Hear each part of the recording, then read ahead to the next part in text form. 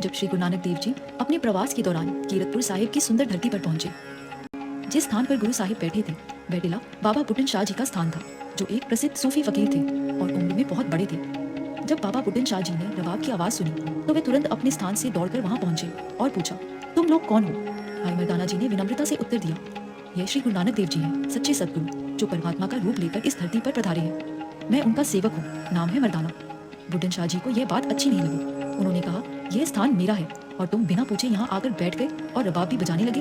यहाँ मेरी पूजा होती है, मुझे लोग मानते हैं। अगर तुम लोग यहीं बैठे रहोगे तो क्या पता कब्जा ही कर लो। गुरु साहब शांति से बोले, फकीरा, हम कुछ समय के लिए यहाँ बैठकर रब का स्मरण करेंगे और फिर आगे बढ़ जाएंगे। हमें तेरे स्थान से कोई मतलब नहीं है। बुड्ढन शाह बोले, नहीं, आप यहाँ नहीं बैठ सकते, ना रबाब बजेगा, कृपया यहाँ से चले जाइए। गुरु साहिब ने भाई मर्दाना से कहा, रबाब बजाओ, डरने की जरूरत नहीं। मर्दाना जी ने फिर रबाब छेड़ दी। बुड्ढन शाह बोले, तुम्हें समझ नहीं आ रही? मैंने मना किया था, ये मेरा इलाका है, जाओ यहाँ से।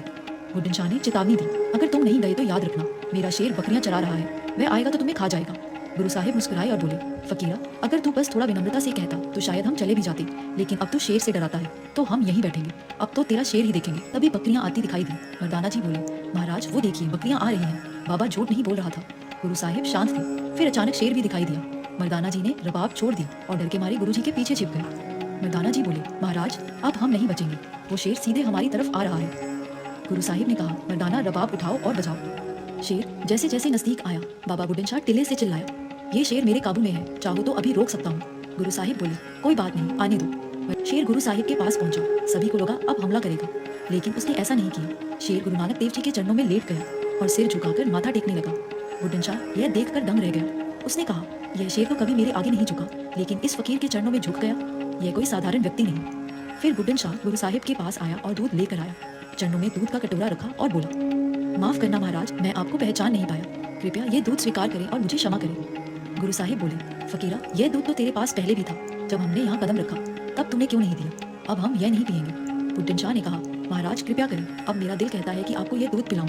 गुरु साहिब बोले, ठीक है, लेकिन अब नहीं, जब हम छठे रूप में फिर से आएंगे तब तेरे इस दूध को ग्रहण करेंगे।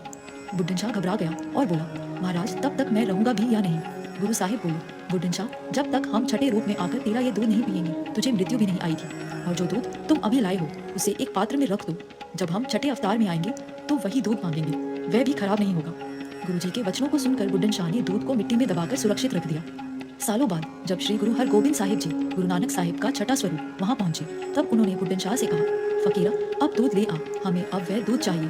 बाबा बुड्ढन शाह जी ने 121 वर्षों तक वह दूध संभाल कर रखा और जैसे ही गुरु साहिब ने मांगा वह दूध बिल्कुल ताज़ा था। और इस प्रकार गुरु साहिब ने अपना वचन पूरा किया।